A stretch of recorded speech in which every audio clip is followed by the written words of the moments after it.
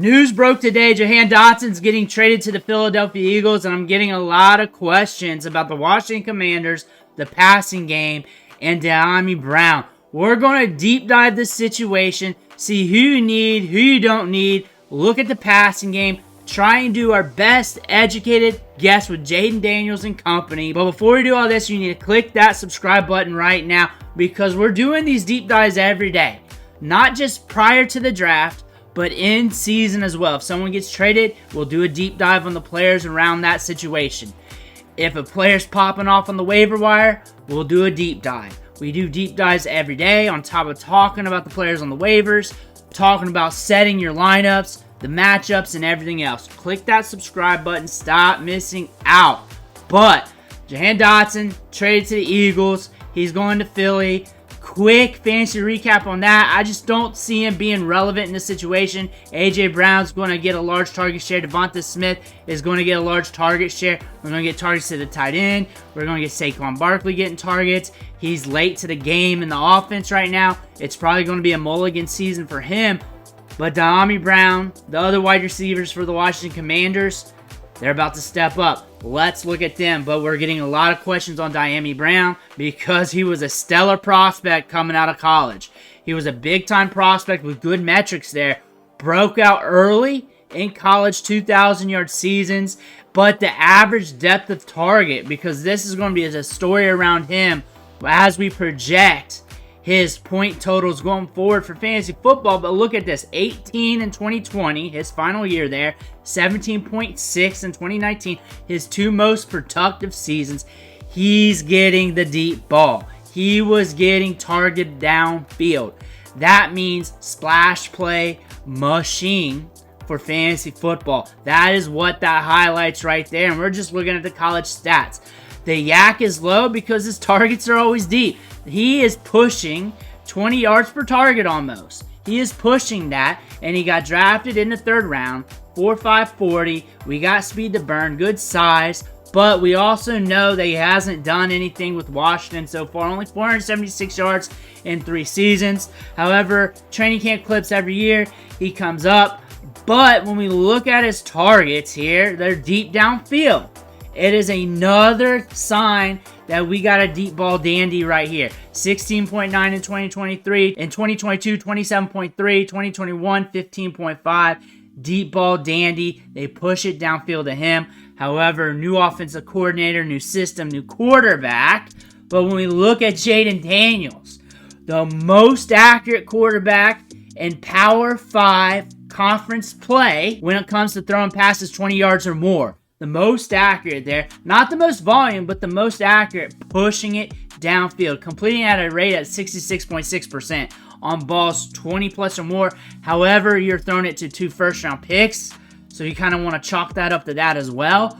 But still, this guy's accurate downfield. He gets the ball out there. He's got a quick release. But when we look at this depth chart, it's not all Dyami Brown. Luke McCaffrey's the sexy rookie in there. We also have Zaccheause listed as a slot receiver here. He's been making plays in training camp. He could be a guy that turns up. A lot of people are looking at Dyami Brown because he is a deep threat, because he has been making plays. He has been on the field. But Luke McCaffrey too, don't forget about him. Should be used in the slot, should be having some upside. Also drafted in the 3rd round. A guy to pay attention to, but honestly not projecting him to really go bonkers unless we see him on the field more. But looking at this team from last year, we got Terry McLaurin.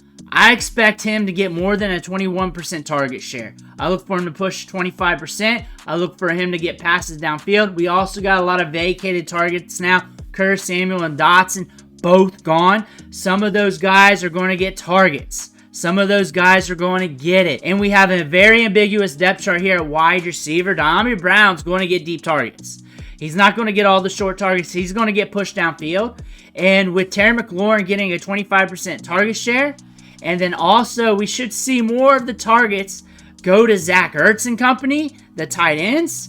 We should see volatile play from the other wide receivers. So when it comes to fantasy football, look at these guys as volatile options because we also got Austin Ekeler there. He's going to take some Antonio Gibson's targets plus maybe some more because he's looking good in training camp as well. So when you ask me who's the next man up, I'm going to say Zach Ertz, Austin Ekeler, and I'm going to say guys like Dyami Brown, McCaffrey, Zaccheause. They're going to be volatile. They're going to have their moments where they catch deep balls downfield, but I'm expecting Terry McLaurin to be the guy. I'm not expecting Jayden Daniels to funnel multiple wide receivers to be consistent fantasy relevant targets. I think whatever wide receiver you like deep in drafts, go take him. I think when you start looking at ADP for Dyami Brown, it's going to shoot up a little bit, but he's going to be a back-end play. When it comes to back-end of drafts, I like to shoot for running backs, so I'm probably not going to draft him too often. Probably not going to have that many shares. Maybe in a best ball league here or there. I think he's going to be well suited for best ball. But I think Zach Ertz, Austin Ekeler, and company, those are going to be the next guys up. I think when you look at this passing offense, just watch the targets week by week. If you want to take a stab at one, go ahead. More than likely, it's Dyami Brown. But I think Zach Ertz is going to see a bump in value. I think Ben Sinnott should see a bump in value.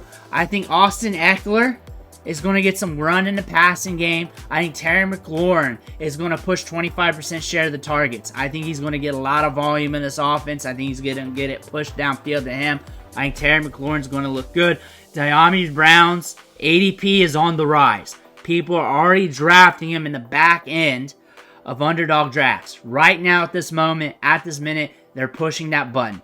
Also, in some of the other wide receivers for Washington, hoping they catch lightning in the bottle.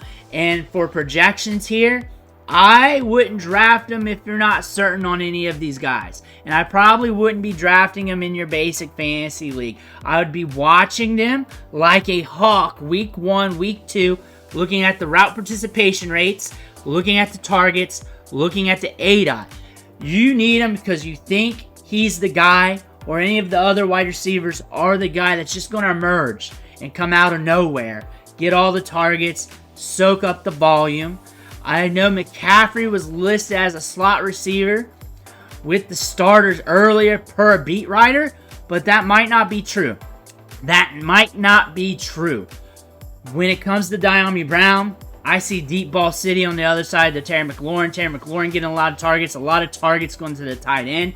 Also, it is noted that this offense is going to be fast-paced. They're going to try and get the ball out quick to help Jayden Daniels stay upright behind this offensive line. So that indicates to me a lot of balls to the running backs, a lot of balls to the tight end, giving limited opportunity to the ancillary wide receivers in the offense.